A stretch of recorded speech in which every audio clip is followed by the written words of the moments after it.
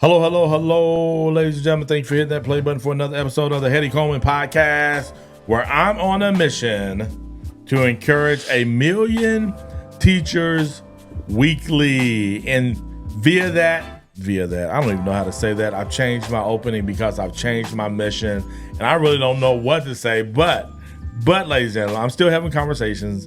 I'm just now having conversations with teachers and those who support teachers. And so we're excited today. Jesslyn Spells. Yes. Did I say that right? Yes. You know, you all, if you've been listening to me for a while, you know that I will mess up some names. I have a buddy who I love. We just actually did a double date last night with our wives, and I still mess up his last name. And so, yeah. And we've been friends. We real friends for years, and we'll mess it up. I actually, another fun fact about me is, like, oftentimes I will forget names. Like, it's okay to forget your kids' names, but people get offended when you forget. I'm like, I forget my kids' name. So sometimes if you ever see me pause, and I look like I'm thinking, I'm probably trying to think of, like, even a name. I'm trying to think of this person. I'm like, oh my goodness, I know this person. Like, I've known this person since I was 3, and I can't think of the. Fair. Yeah, it's a very sad thing. It's a very sad thing. It's hard though. You're like a very popular person though. You meet a lot of people. So yeah, but some people, like my mom, I shouldn't forget. I'm like, well, yeah, you shouldn't forget your mom's name. I can't help you there. That's on but thanks for helping me out there, Jesslyn. Thank you so much. I appreciate you for that. How are you doing today? I'm great. Good. You are what? 2? No, wait. How long? When did y'all start school? Oh man. Honestly, I don't even remember. It feels like we've been in there for maybe August 11th. August 11th. So we've been in for about 3 weeks. Gotcha. Did whenever you started the school year, what were you most nervous about? Oh man. Probably just connecting with students. That's always what I'm nervous about. Okay. I don't know why. I always connect with them anyway, but when you're getting a new group of kids and you're trying to figure out, okay, what is this group going to be like? Because every group is different. So probably that. Gotcha. So nervous about being able to connect with the students. Do you have something like that's your go-to to help you connect with your students? Yes. I'm so glad you asked that. So this is one thing that there are always going to be students that you interact with and you're going to remember their name. You're like, this kid's name is Bobby, and I'm never going to forget Bobby because Bobby has the personality of somebody that you just are not going to forget. And there are other students where you might struggle to remember their name. You might struggle to connect with them. So something that I do is I write a sticky note. I figure out, okay, who am I not having interactions with? I greet all of my students at the door at the beginning of every class period. Let's clap that up. Thank you very much. Yes. Thank so you. The first few days we do like full handshake, their name. I'm saying good morning so-and-so or good afternoon so-and-so. And then as the year goes on, it becomes fist bumps. Kids are like, well, I don't want to shake hands, but they say good morning and whatnot. And so as the year goes on, we get a little more lenient on how that interaction might look. But the first few days is pretty formal for me and for them, just so that they get that practice in.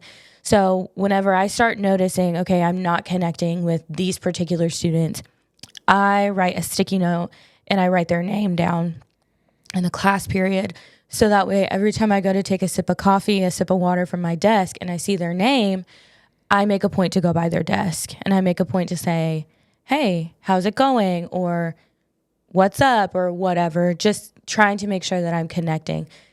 The benefit to that is I have 2 desks in my room. I have a standing desk and I have a desk that like just holds all of the things. Yeah. And so I make sure to put the sticky note in both places. So that way I'm checking in with those students that maybe their personalities don't lend them to command the attention of a room or something like that. So gotcha. Yeah, that's cool. When did you learn? You've been teaching 5 years. Yes, this is year 5. When did you learn that? Oh man, probably during COVID. I would say so. My second year of teaching. So my first year of teaching, COVID happened. So I taught fall semester. we started the spring semester, and then they said, we're going to go on spring break, and we'll probably be out, the week after. So it'll be 2 weeks and we'll be back. And then, as we all know, we did not go back. So that following year, everybody was in a mask, and it was so hard to interact because there was still so much fear from a lot of the students about like, oh, how close can I get and whatnot. And then there were students where you were like, I just need you to stop touching people. I just need you to sit down. And so during that year, I realized, man, there are students that have so much anxiety. They are so fearful that they're not really interacting with anybody. And so I would write there. I did one student a week at the time because it was, my class size was like 15 in person. And so I started doing that during COVID, and I was like, oh, this works. Then we went back, and I was like, oh, it works even without all of us being in masks. And so, it was. That's cool. Yeah. Yeah. Yeah. I think that's so important. Now you're a 7th grade teacher. Yes. Right. And so you get this great opportunity to have different students throughout the day coming in and out of your classroom. Yeah. Have you always just done middle school? Yes. Okay. So you don't know much of the difference of sitting in the class and having the same students all day. Oh, no. Yes. Even though you have not had that experience, do you think that would be more of a challenge for you or what? What do you think? So for sure. And I say that because I started off as an elementary major in college. Okay. And I observed about 20 of my 30 hours in elementary. And I said, oh, I can't do it.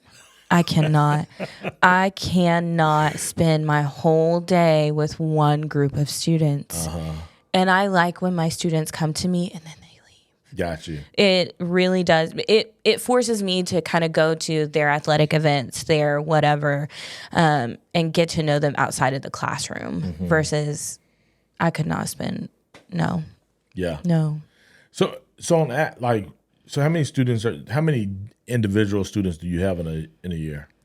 Usually between 120 and 150. 120, and you've been teaching 5 years, and you've had about approximately that same many, and so over 600 students. Yes. But okay, so that's 600 students that come into your classroom that you get to make an impact on. Yes. How many students outside of your classroom that maybe not come in? Do you find yourself bonding with those kind of students, or do you like it's 620, 600 plus students that I'm already engaging with? Rarely do I have interaction or build real relationships with students that don't come to your classroom. Or is that not true? I would say there are few that I do that with. Usually there's students that I'm getting onto in the hallway. So then we just start to build a relationship, right?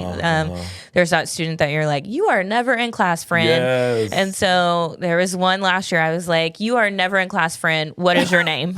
What is your name? Because we're going to get to know each other. Let me walk you to class. And so there are some that, you kind of just have to, they need an adult to see them and that doesn't teach them. Gotcha. And you can kind of build a relationship that way. But for the most part, I would say the only time I was building relationships with students that I didn't have in class was whenever I was coaching. So. Oh, what did you coach? I don't think cheer. Oh. Yes. Maybe I hadn't read the back. Cheer. So you stopped coaching cheer? I stopped coaching cheer. What brought that? Why did you stop coaching? I moved schools. Okay. So I coached cheer for 3 years. I was an assistant coach the first year and then had the other 2 years. Very difficult. Very, very difficult. What's difficult? Coaching and teaching at the same time. Doing both is very difficult. So I kind of keep that under wraps usually. And I was at my new school for about 3 weeks when somebody came to me and they said, hey, rumor has it you coached at your previous school. And I was like, who told you that? Who told you that? No. Who said that? Who was it on your resume? Do you submit a resume to become a teacher at a new school? Yes. Okay. Yes. Okay. So it's a whole separate, I was moving districts. And so I had to go through a whole full application interview process like I would if I was a brand new teacher. It wasn't on my resume. I made sure it wasn't on my resume. Oh, wow. But coaches talk, athletic directors that's right. talk. Yeah, and so they were like, hey, are you trying to? And I was like, oh, no, thank you. This is my first year at this school. I'd like to get settled, but sometimes I miss it. But what was, so I've never been around a cheer coach, one that I've had the opportunity to ask questions to. Yeah. Do you come up with the what would you call them, routines? So the cheer, what do you call it? So the routine is going to be anything that has to do with, like, if they're doing jumps, dance, and stunting all in the same. Okay. Usually there's like a song with it. That's going to be the routine. Yes. And then your chants and cheers are kind of what they do on the sidelines type of thing.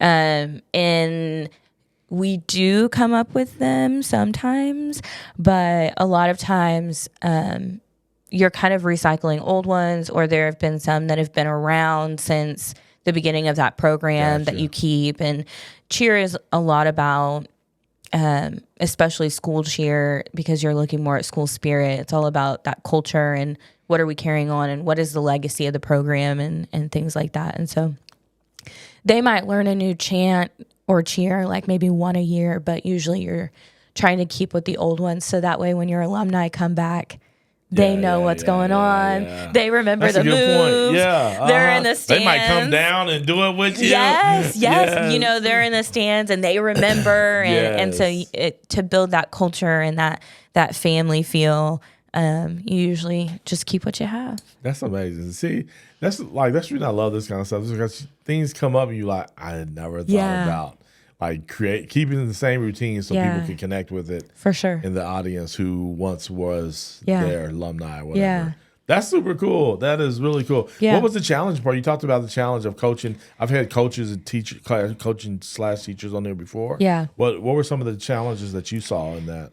I think for me, I did not go into teaching to become a coach. I think there are a lot of coaches that go into education because they have a desire to coach. Yeah. And for me, it was the opposite. Or they already have the desire to do both. They have already mentally prepared themselves for coaching and teaching. Yeah. And for me, I went into teaching because I just love it. My favorite part of teaching is just building relationships with kids.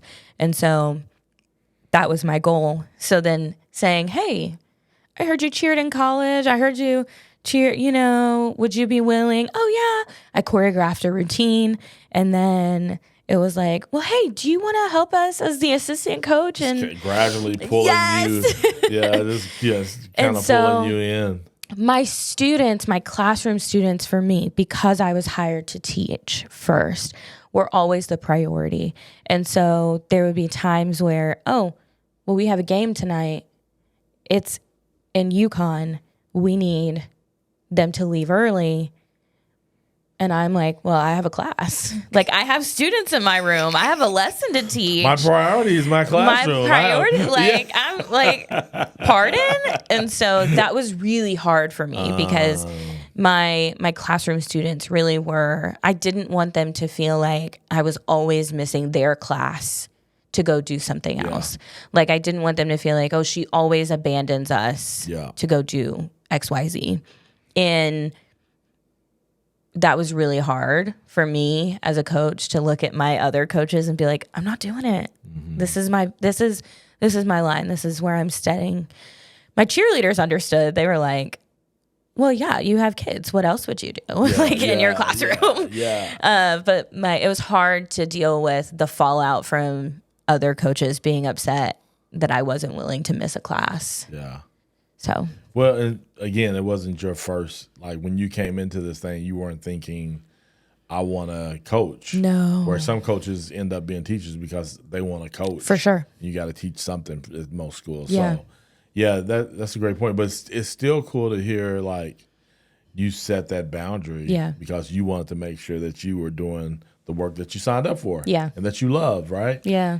But I never thought about students feeling a disconnect because their coach teachers have to leave for this other, and how that would make them feel. Absolutely. Right? Yeah.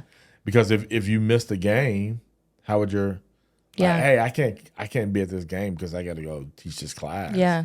Like, how would your team feel? Right? Yeah. So usually I almost never missed a game.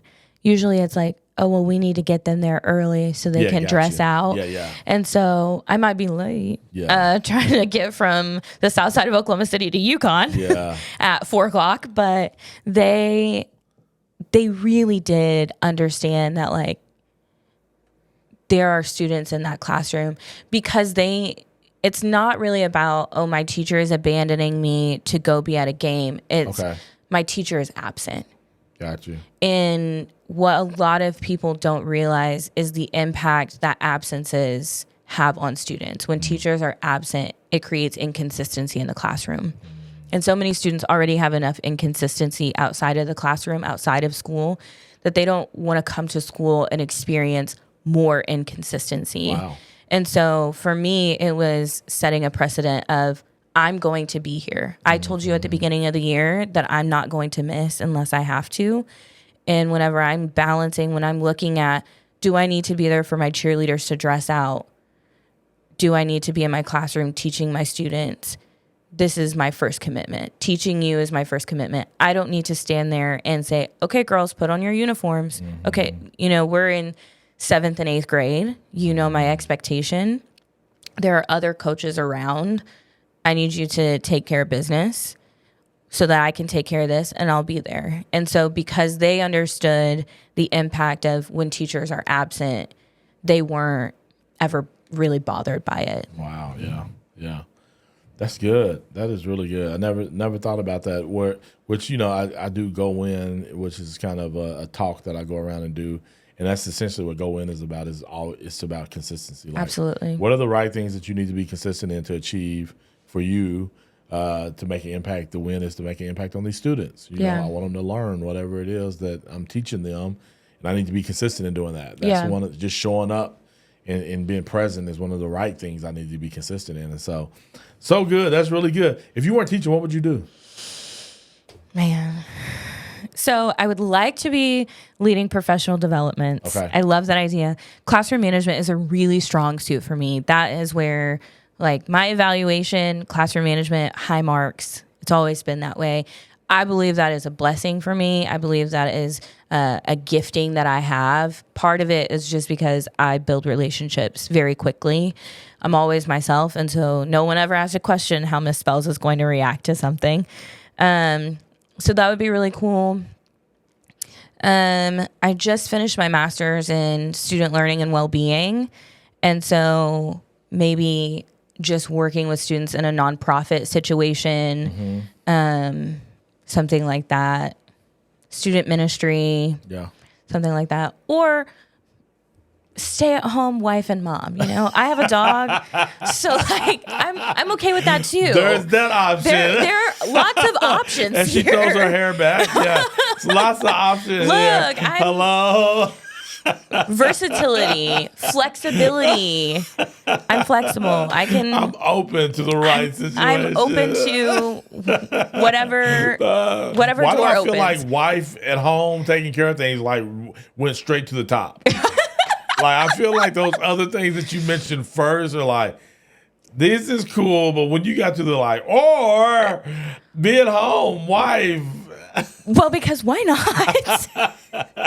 Why not? No, I do think I would get bored. I think I would get bored, but I think. But you could tutor. You can find different creative ways. I could substitute teach. Yeah. You could create a blog or something like that, sharing classroom management tips and still be at home raising the kiddos.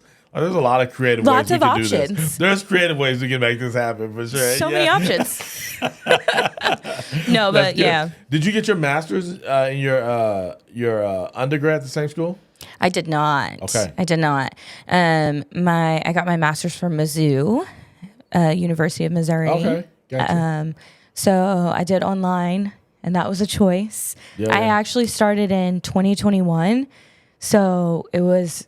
We were still dealing with COVID stuff at the time, and that was really interesting. Yeah. So, yes, I just finished in July. Okay. Yeah, feel good about it, huh? So good. Was it worth it? I'm not seeing the fruition of that yet. Now, here's the thing that I could be completely wrong here, and I probably am. So that's the reason but I don't mind being wrong. Is getting a master's for educators more so just because I want to do my job better? Because is there a pay gap? Is there a pay difference? There's always a pay difference. But is it? But it is the amount of time and money spent. No. Is it? No. Not at all. Add up? No. Okay. I think for a lot of us, it more so does have to do with, man, I just feel like I need more.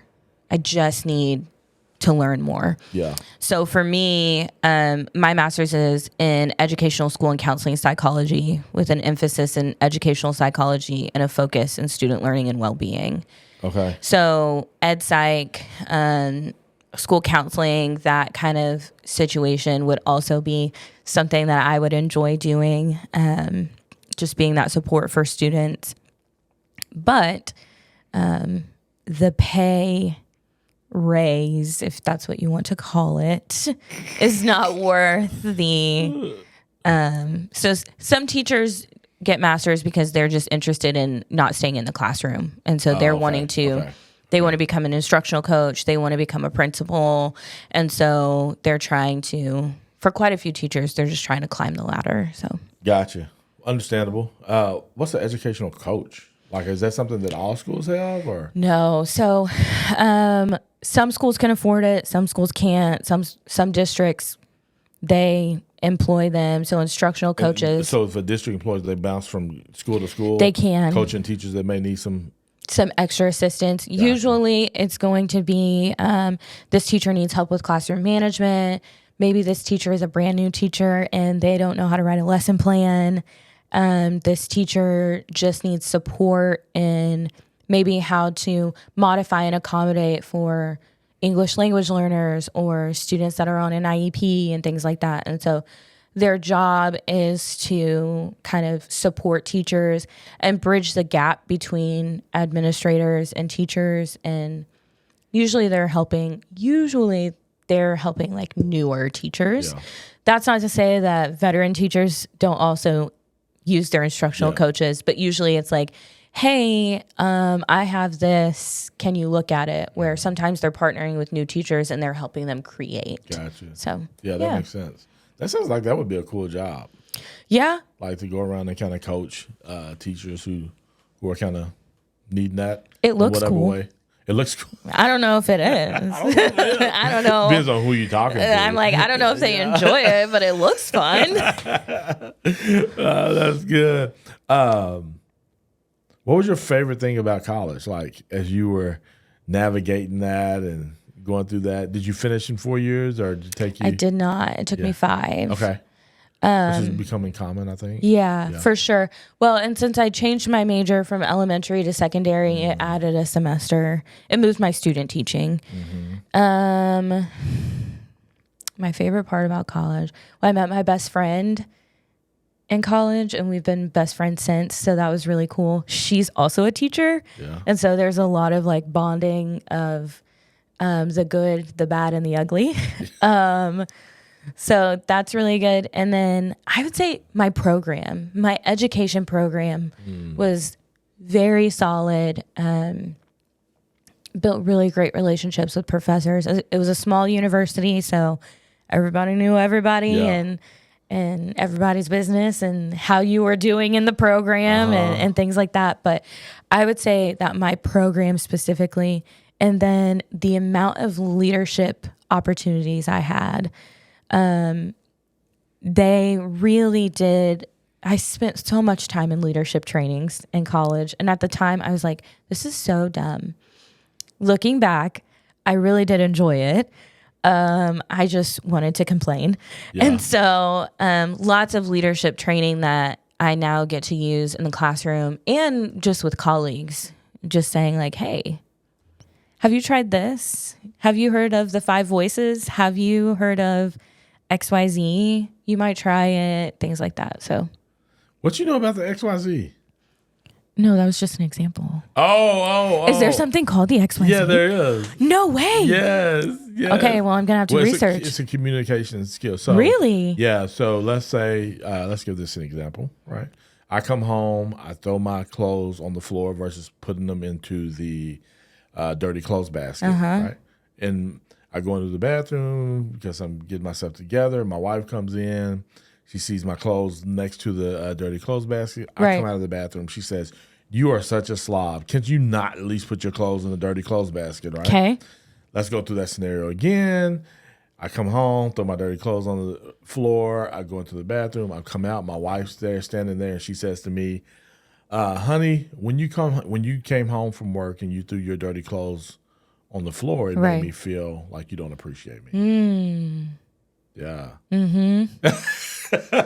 So the X is what happened. I think X, Y, Z. The Y is when it happened. Then the Z is the way it made me feel. Wow. Yeah. So anyway, when you say I love that. Yeah. It's so simple. It's so simple, and oftentimes we teach that to couples, but we also say this is a skill that with your students. Yeah. Hey, when you all come in the mornings and you all just put your books on whatever, that really makes me feel like you all don't value your education. Right? Yeah. They're like, oh, wait a second.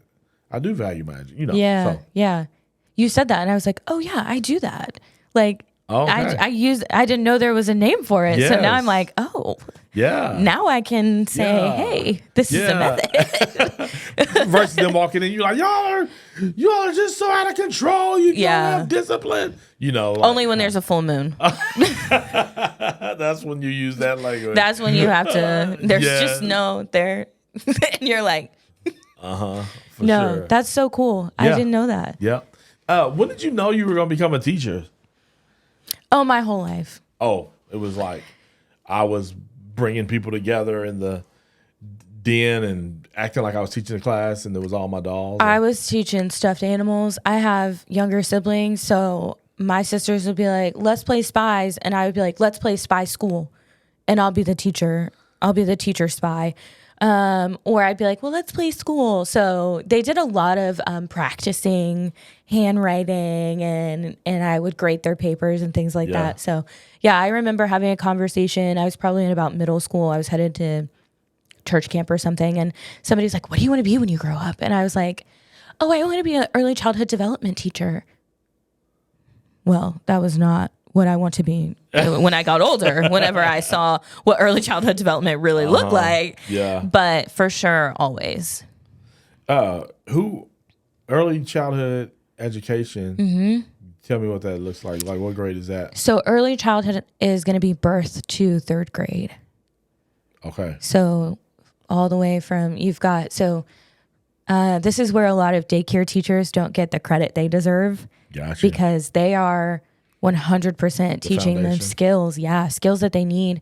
My best friend teaches kindergarten, and she always says, I can tell what students have been to pre-K and what students have been to daycare versus the students that haven't.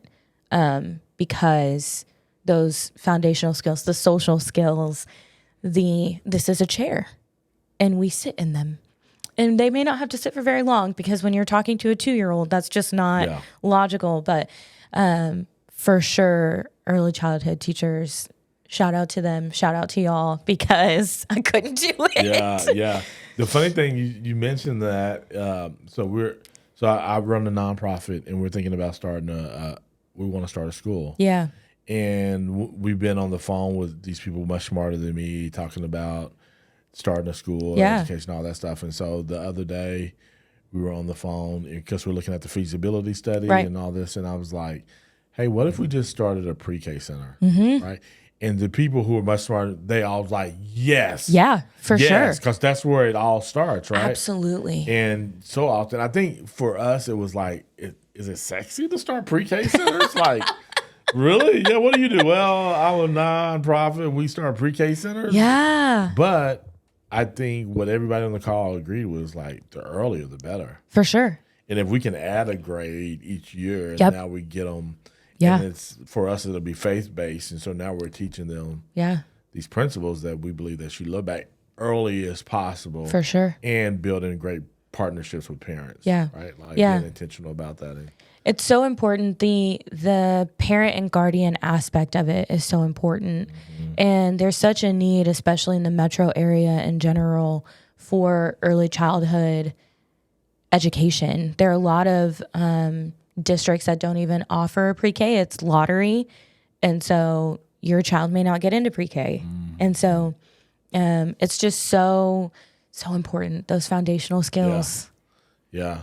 So that's what I'm hoping start one next year. Yeah. That's exciting. We're doing it at the 7311 zip code, the east side. So Oklahoma City. Yes, absolutely. Yeah. Yes. Yeah. So that's we'll so see. exciting. We'll see. That's what we're working at. Yeah. You'll see what it all looks like. Too, the cost difference between starting a pre-K versus a school is you can't even. It's non-comparable. It's not even You comparable to things that you need to go ahead and start a pre-K versus start a full-blown school. Yeah. And when you're comparing Magna Tiles and Chromebooks, the cost is very different. Yeah, very, very different. So that's cool. That's cool. What has been one of your favorite moments since starting, like actually being in the classroom? Man, so many. So my first year, the school that I was at, they did a talent show every year. I'm sorry. First year, was that 7th? Did you still teach? Yes, I was still teaching 7th. Okay. So, so they always had a talent show every year. It was a part of their like school culture, school history situation. And, they were like, hey, will you be in this talent show? And I was like, in front of all these kids. So I was like, all right, fine, I'll do it. I'll embarrass myself for their entertainment. No big deal.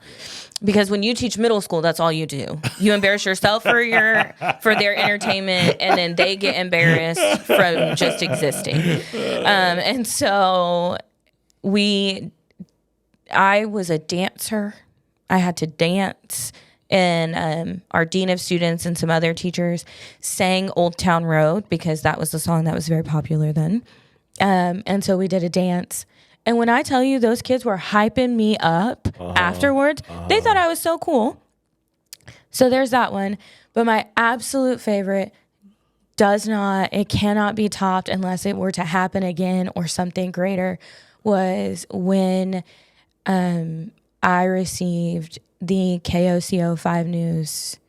I think it was the April Teacher of the Month in 2022, I think was the year.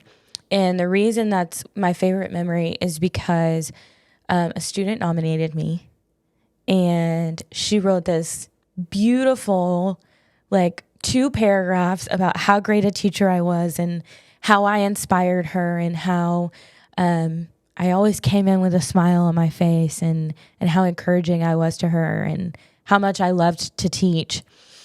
And for that student to just feel that impacted, but then to be recognized for it was insane. So they came in during a staff meeting and they handed me the big check and all of that. And it was amazing. And it's my favorite memory solely because we very seldom get to hear about the impact that we're making on students. And very seldom do our students realize the impact we're making in that moment. Mm-hmm. So for her to be like, this teacher has made such an impact on me this year that I, as a 7th grader, am willing to write 2 paragraphs and go through the process was just cannot be topped. That is so cool. How much was the check? $1,000. Nice. Towards a Donors Choose project. I should clarify that. $1,000 towards a Donors Choose project. So we're so thankful for the 1,000. But would it have been different if the 1,000 was for you in your classroom? I don't think so. I think it was nice that it was towards a Donors Choose project because then, it's still the material. I still got to decide what I wanted for my classroom and things like that. I think it's just hard, honestly, to figure out, okay, what do I want to spend $1,000 on? Oh, because you're thinking about all of these things that you could, and you're like, which one? What do I get? What's priority? Yeah. And so, it was. Do they cool. still do that? Mm-hmm. They do. Okay, they do. Okay, like the news people come in, you're on the news. Did they interview you? They did a little bit. Okay. Yeah. That's one of the things that I want to do as a podcast or as in my encouraging a million teachers a week. Yeah. It's kind of showing up with those kind of things. For and sure. Surprising teachers on that level. So Yeah. that's super cool. That's good. Cool. How long was that process? You don't know because you weren't part of the process. No, I was not. You still have the letter? I still have the letter in an envelope of many other letters from students. I still have the check. Actually, I might have glued the letter to the back of the check because I was like, but I don't remember. So yeah. Did they give you how did you end up getting the letter? Is it part of whenever they gave it to you? So funny story, Teacher Appreciation Week was the week before and she sent it to me as a Google Doc. And the student did? Yes. And she didn't say, hey, I nominated, nothing like that. Yeah. But she sent it to me as a Google Doc for Teacher Appreciation Week. It was like the Friday of is the last day. And she said, here's your last Teacher Appreciation Week gift. And it was this beautiful letter. I cried like every time I read it because it was just so intentional. And she's in 7th grade. Like these are 7th graders. Okay. Some of them still bring Hot Wheels to school. Yeah. So like, I'm like, yes. And so, and then whenever they came in, they read parts of it and I said, oh, I didn't say it, but in my head, I was like, this sounds familiar. And I realized, oh, this is the letters that she sent me. So not only did she say like, hey, this is for you, but she then sent that letter off to the news. Yeah. So, yeah. That is super cool. Yeah. But just talking about the impact, I think that's really cool. I think it's a great transition. So I love to tell people go in as being consistent and doing the right things that allow for you to achieve the wins that you've defined for your life so that you can live out your greatest story. So, for sure. Of course, a win for you, I would imagine, is making an impact on these students. Yeah. I asked you, what are 5 things to be consistent in to be the best teacher? Mm-hmm. These are the 5 things that you said to me. Okay. Right? Genuine leisure time, consistency, a desire to learn, having a life outside of work, and then not staying in isolation. So you gave, was there a 5th one? I don't know. Maybe I couldn't count today. I was making sure that. So we have 4 here. Okay. Talk to me about genuine leisure time. Yes. Oh my gosh. I'm so glad you asked because when I was in my master's program, I took a class and I learned about the importance of leisure time. Teachers do not give themselves genuine leisure time, and it doesn't allow our bodies and our minds to rest. And so what ends up happening is we are constantly functioning in survival mode.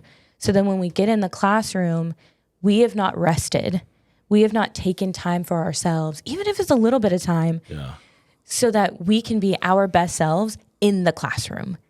I realized that for me, whenever I stopped making my job my entire life, I became a better teacher in the classroom. Yeah. And so, I mean, sometimes it's hiking, sometimes it's painting a painting that I would never show anybody. But just having a genuine time where you're doing an activity that you enjoy. That's good. Yeah. That's good.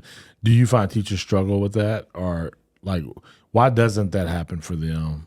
For sure. I think that there is a common cultural idea that our job should be our life. Not just for teachers, but for a lot of people. Yeah. And it is very hard because it goes against the grain. When you start setting personal boundaries, I'm not going to work on the weekends. When you start figuring out what is the actual priority, what actually has to be done for Monday to be a success, then you can start saying, I don't need to work on this at home. I don't need to work on this at blah, blah, blah. But also, if we're being honest, I'm going to kind of call us out here. Sometimes we just don't use our plan time in the right way throughout the school day. Because, you know, when you're teaching all day and then you get to that plan time, you're like, Give me a Sonic drink. You're like, I'm just glad to be breathing in air that doesn't smell. And so, you know, it's hard. It's a hard balance. For sure. But for sure. Yeah. I get it. A desire to learn more. Be consistent in doing that. Yeah. You have to.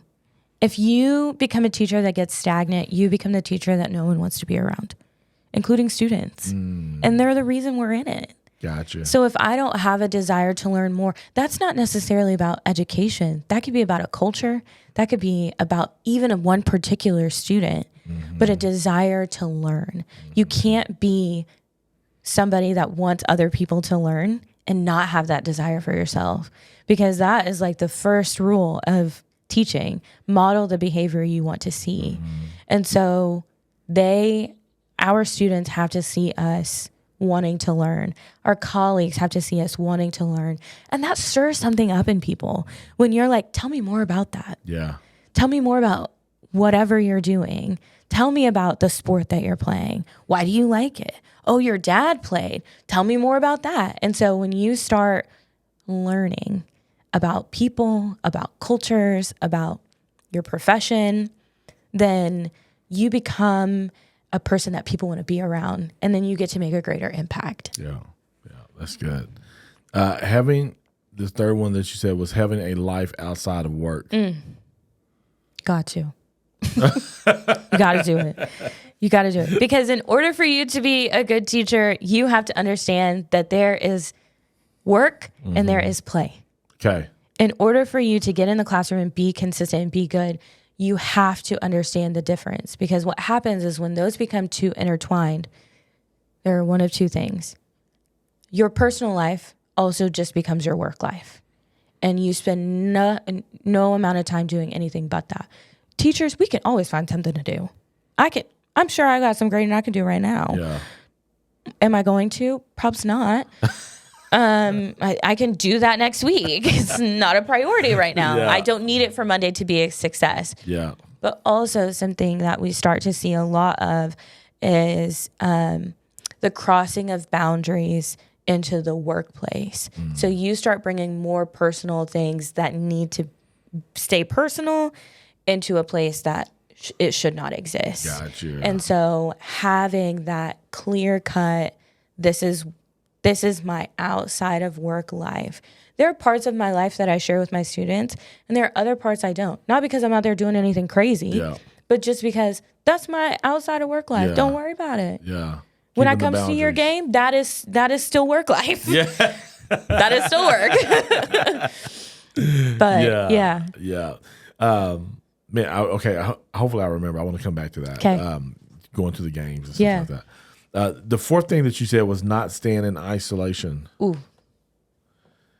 That sounds like such a needed thing. Yeah. So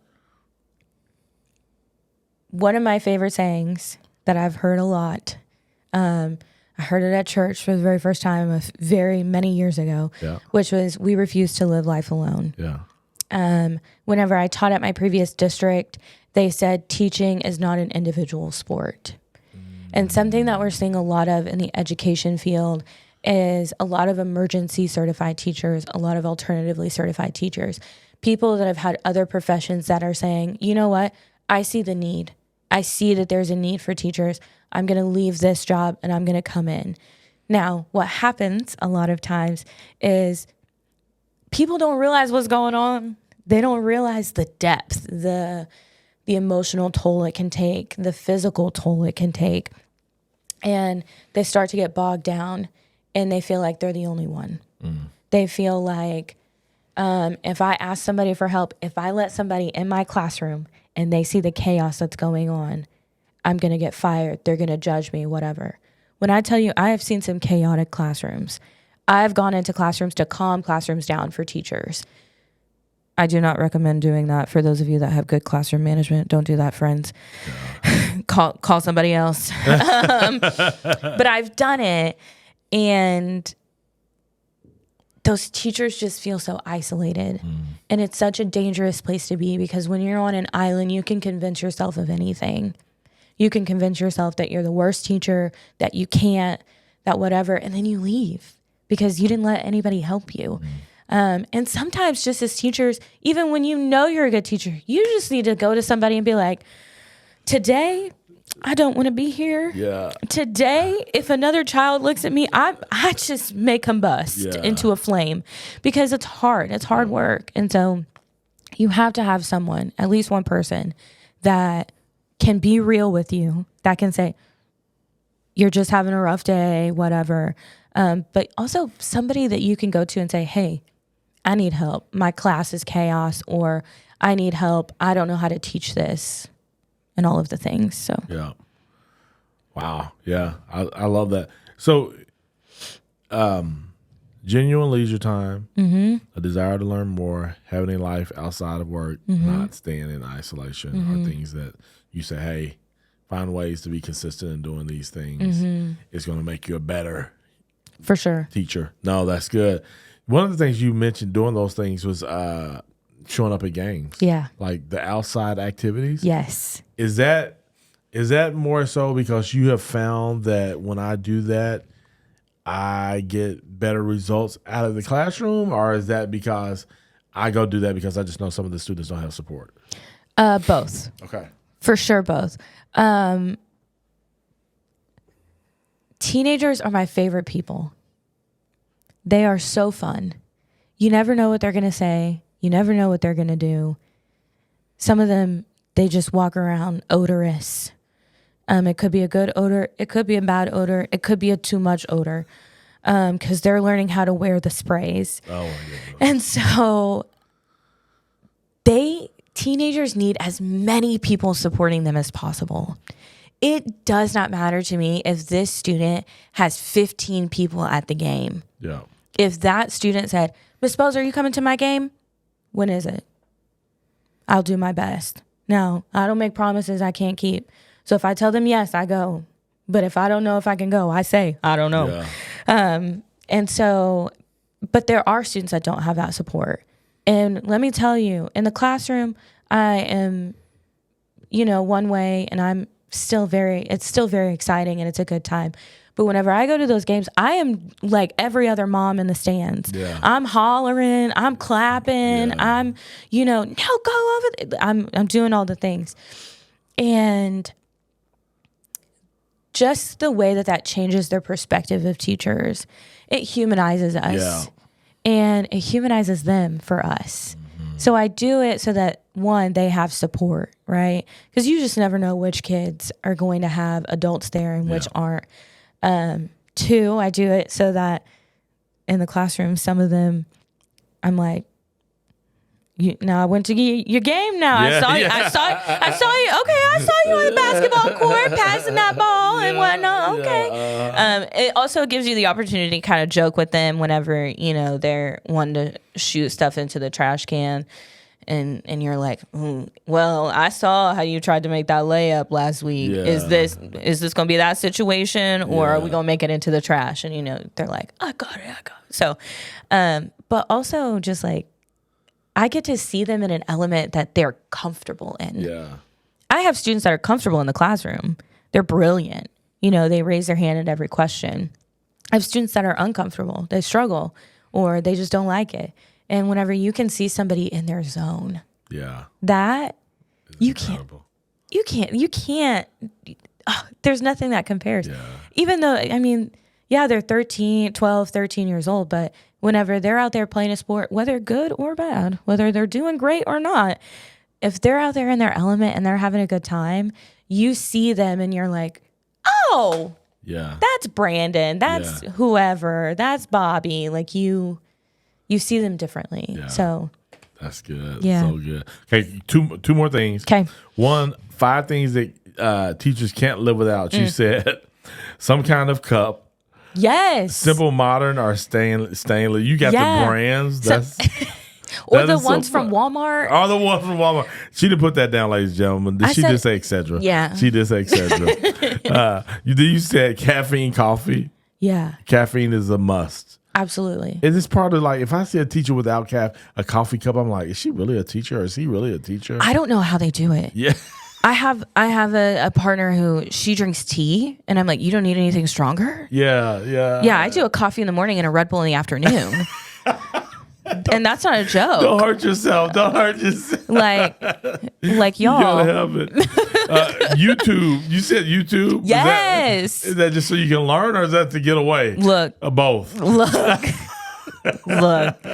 So YouTube is like both leisure. Yeah. There are also tons of teachers that like post their own versions of things, and you're like, I'm stealing that. That's the number one like thing that you learn in your education program. They're like, steal, steal, steal, and we do. Yeah. Teachers be stealing the That's things. right. And so, but also YouTube is your friend when you're like, I need a 5-minute video because this lesson is only going to be 30 minutes and this class is 50 minutes long and I need to figure out. So, and YouTube has everything. You can look up entertaining videos for middle schoolers and put school afterwards, and it will give you things. Yeah. It's amazing. It is amazing. It is amazing. Get pen. Oh, gel pens. Gel pens. Not ballpoint pens. Not no ballpoint pen. No. Now some teachers will say you got ballpoint. No, gel. No. I use ballpoint. I give the kids the ballpoint pens. That's in my prize box. It's like a Bic in the prize box. And they're like, ooh, a pen. And I'm like, Now, some teachers will say flare pens. I say gel pens, specifically Pentel. Okay. I'm gonna have to do it. I'm gonna have to do a survey or something. Then you said snacks and treats, of course. Yeah. These are for you or for the students? Both. For me. Oh, for you. I'd be snacking all through the day. I had like a little bag of pretzels. Okay, I'm eating my little pretzels. I'm walking around. I'm checking their work. And they're like, now if they're like, Miss Spells, can I have some? I'm like, yeah, here. Yeah. But be quiet because everybody will be asking me if they can have a pretzel. And then I'm feeding the whole class. And you're about to have lunch. And then you have nothing. Yeah, so. And a treat for just like, I keep Lindor truffles. In my room. I put them in different places. So whenever the kids are stressing me out, literally in the middle of class, if I ask you a question and they're like, that's what they do. They give me the blank stare and I can feel myself just getting stressed. I do one of two things. I grab a little chocolate and I eat it, or I close my eyes and I say, Our Father. And I kid you not, I've done it in the middle of class. And I've had students go, who are in heaven. And I look and I'm like, I wasn't asking you to pray with me. I was not. I was trying to pray by myself. That's good. So, yeah. That's good. Good. Okay, last question. Okay. How can teachers be encouraged weekly? What is something that you like? If somebody did this weekly for teachers, this would be encouraging to them. I would say, well, first of all, teachers always love food. So that's always an option. They always love little treats, but most of all, just sending messages, right? Anybody can send a message and say, hey, I'm thinking of you this week. Or, hey, you just crossed my mind this morning. I hope your day goes well. Or you crossed my mind this afternoon. I hope the day's been good. I hope tomorrow's good. Like those little messages mean the world to me whenever I get them, because almost always they come on a day where I'm like, ooh, this has been a rough day. Or I know that I have a lot to do through that morning or through that afternoon. And we as teachers sometimes can feel like people forget about us. And I don't mean forget about us like they forget teachers exist, but they forget about us as a human. And they forget that it is a hard job. Yeah. And we spend the day a lot of times being talked at or being, our name being called. And not in like a way that is uplifting usually. And so for somebody to just reach out and say, hey, I'm thinking of you today. Hey, I know there's a full moon tonight. I'm praying for you. Hey, I know that you're getting ready for a break and I'm thinking of you, because really right before those breaks are the hardest times for kids and for students and teachers. So for sure, just like random messages, and they don't even have to be long. Like, or anything deep, but yeah. That's so good. Hey, if you are listening at this point, send a teacher that you know just a quick, I'm thinking of you, cheer them on for their upcoming week or whatever, midweek. I don't know when you're listening to this. So anyway, Jesslyn, thank you so much. Yeah, thank you. This is so good. Yeah. You did a great job. Thank you. I had fun. So I was like, I hope I'm doing a good job, because you were killing it. You did a great job. Thank you. Ladies and gentlemen, thank you again for hitting that play button for another episode of the Heady Coleman podcast. And as always, ladies and gentlemen, as always, go win.